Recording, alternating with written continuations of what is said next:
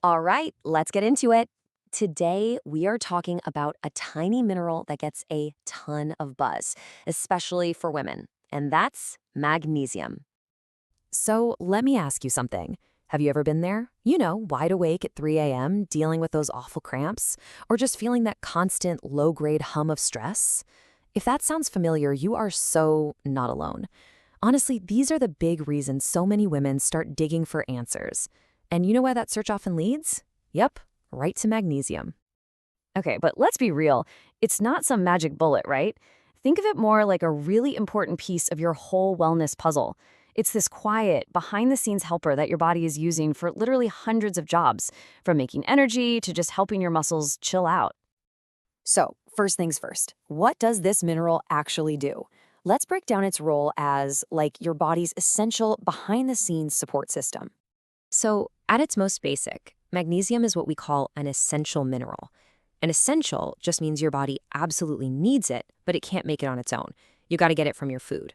Think nuts, seeds, leafy greens, that kind of stuff. And it's a huge player in over 300 different reactions in your body, doing everything from helping turn your food into energy to basically acting as a gatekeeper for your nerves. And this is exactly where it all connects back to those problems we were just talking about. For women, it is such a key player. It helps with muscle relaxation, which is amazing for cramps and tension. It helps manage your nerve signals, which is why people connect it with feeling calm. It's also a huge ally for sleep, for PMS comfort, and even for just, keeping your digestion moving along smoothly. Now, when we talk about sleep, it's really important to get this right. Magnesium isn't some kind of sedative that's going to knock you out. That's not how it works. Instead, think of it as supporting your body's own natural relaxation process. It just helps you feel a little safer and softer at bedtime. A bit more settled and ready to rest. Okay, so maybe you're thinking, all right, I'm interested. But if you've ever stood in that supplement aisle, you know how confusing it can be. It's just walls of bottles. So next up, we're going to demystify all the different types of magnesium. You can kind of think of them as having their own little personalities. All right, if you remember one thing from this section, let it be this. The best type of magnesium for you depends completely on what your goal is. It's that simple. Are you trying to sleep better, or are you looking for some help with constipation? The answer to that question is what tells you which bottle to reach for. So here it is, your super simple cheat sheet. If your main goal is better sleep, or maybe feeling a little calmer, or just managing stress, then magnesium glycinate is usually your best bet. It's known for being really gentle on the stomach. Now, if constipation is your big issue, magnesium citrate is probably what you're looking for. It works by pulling water into your intestines, but just a heads up, it can definitely loosen things up. Then there's magnesium oxide. That's often used as an antacid, but it's also the one most likely to cause, well, some of those digestive surprises. Okay, so now you know the main players, right? Let's talk strategy. This is your actionable 3-step plan to get started without any guesswork.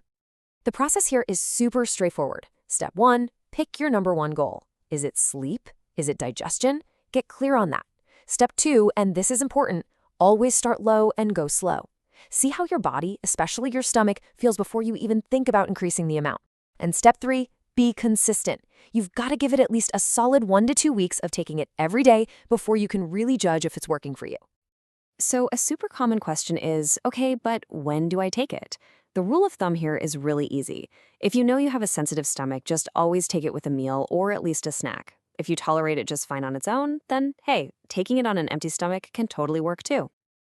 I absolutely love this quote because it just cuts through all the noise online. Don't stress yourself out trying to find the one perfect magnesium supplement. Honestly, the best one is simply the one your body is happy with, and the one you'll actually remember to take. Consistency really is everything. Okay, let's pause here and shift gears because this is probably the most important part of this entire explainer: safety. Before you start any new supplement, there are some things you absolutely, positively have to know. I want you to burn this number into your brain: 350 milligrams. For most adults, that is the daily upper limit for magnesium that comes from supplements. If you go above this without a doctor's okay, you're really increasing your risk for side effects like diarrhea and, other issues. And just to be crystal clear here, that 350 milligram limit, that is only for the concentrated supplements. It's actually really hard to get too much magnesium from just food, like from spinach or almonds. Your body knows how to handle that just fine. It's the supplements where we have to be smart and careful. Okay, and this next part is totally non-negotiable, so please listen up. You must talk to your clinician first if you have any kidney problems. Your kidneys are what clear out extra magnesium. Same goes if you were pregnant or breastfeeding, or if you're taking certain meds, things for your thyroid, your heart, even some antibiotics, because magnesium can mess with how they work. Whew, okay. We have covered a lot of ground, so let's bring it all back together into one simple, smart plan that's easy to remember. So here's the game plan. 1. Figure out your main goal. Is it sleep or is it digestion? 2. Choose the type that matches that goal. Are you on team glycinate for calm or team citrate for constipation? 3. Start low, go slow, and be consistent. And 4, the big one. Always, always check with your clinician if you have any health conditions or you're on other meds. And with that plan in mind, I just want to leave you with one final thought to chew on. While supplements can be a fantastic tool, remember, they are meant to supplement a healthy diet. So the question is reaching for that pill your first step? Or could you maybe start by just adding more magnesium-rich foods into your day? Things like seeds, beans, and, get this, even dark chocolate. It's definitely something to think about.